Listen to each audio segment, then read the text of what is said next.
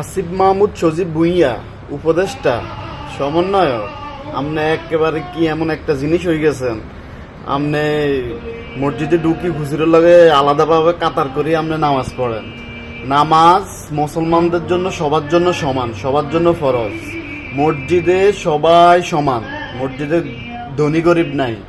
আপনি সাধারণ উপদেষ্টা।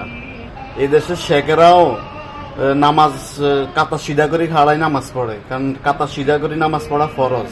আপনি নির্দিষ্ট অনুযায়ী কাতার খাড়াই আপনি নামাজ পড়েন। আপনি এমন কিছু হয়ে গেছেন, আপনারা গোনাগরু মারেন, আপনি মসজিদে পাওয়ার দেখেন। হ্যাঁ, আর এই যে হুজুরে আপনারা লগে খাড়া করার নির্দিষ্ট কাতার দিছে, এই হুজুর কি আন্ধা নেই না? এই হুজুরে ডরে কিছু কয় না।